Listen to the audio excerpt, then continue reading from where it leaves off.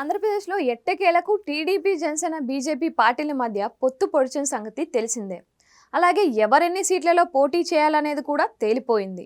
TDP 144 assembly, 17 parliament స్థానాల్లో, Janasena 21 assembly, 2 parliament స్థానాల్లో, BJP 10 assembly, 6 parliament స్థానాల్లో పోటీ చేయనున్నారు.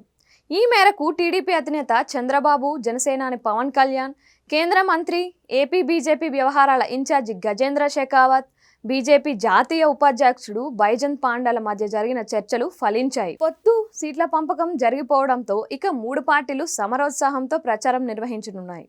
ఈ నేపథ్యంలో మూడు పార్టీలు కలిసి మార్చి 17న చిలకలూరిపేటలో భారీ బహిరంగ సభకు ఏర్పాట్లు చేస్తున్నాయి.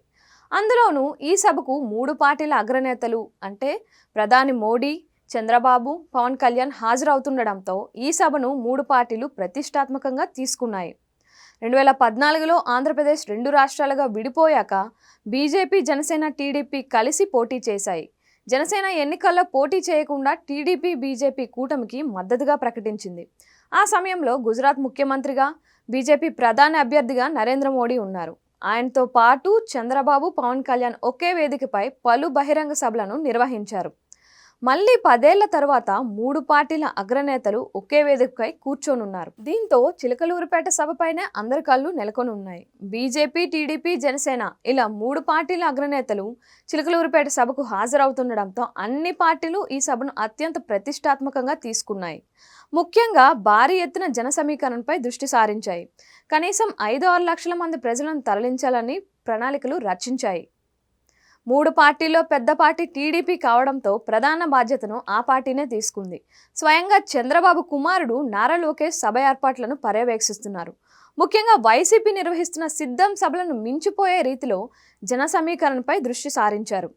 జన సమీకరణపై దృష్టి సారించిన టీడీపీని ఆర్టీసీ కరుణించింది. మూడు పార్టీల సభకు ఆర్టీసీ బస్సుల్ని అద్దెకి ఇస్తామని ప్రకటించింది. ఇటీవల టీడీపీ, జనసేన నిర్వహించిన తాడేపల్లిగూడెం సభకు ఆర్టీసీ బస్సుల్ని ఇవ్వడానికి నిరాకరించింది. దీంతో పెద్ద ఎత్తున విమర్శలు రేగాయి. వైసీపీ సభలకు వేలల్లో బస్సులను ఇస్తూ తాము అద్దె చెల్లిస్తామని చెబుతున్నా తమకు బస్సులు ఇవ్వకపోవడంతో వివక్ష కిందకే వస్తుందని టీడీపీ నేతలు విమర్శించారు. ఈ నేపథ్యంలో ప్రధాని మోడీ ప్రభావమో లేక మరేమైనా కారణమో కానీ ఆర్టీసీ అధికారులు దిగొచ్చారు. బస్సులు ఇవ్వడానికి సంసిద్ధత వ్యక్తం చేశారు. దీంతో టీడీపీ సభను ప్రతిష్టాత్మకంగా తీసుకొని ఏర్పాట్లు చేస్తుంది. సభను జయప్రదం చేసేందుకు మూడు పార్టీలకు చెందిన అన్ని ప్రాంతాల నేతలతో 13 సమన్వయ కమిటీలను ఏర్పాటు చేశారు.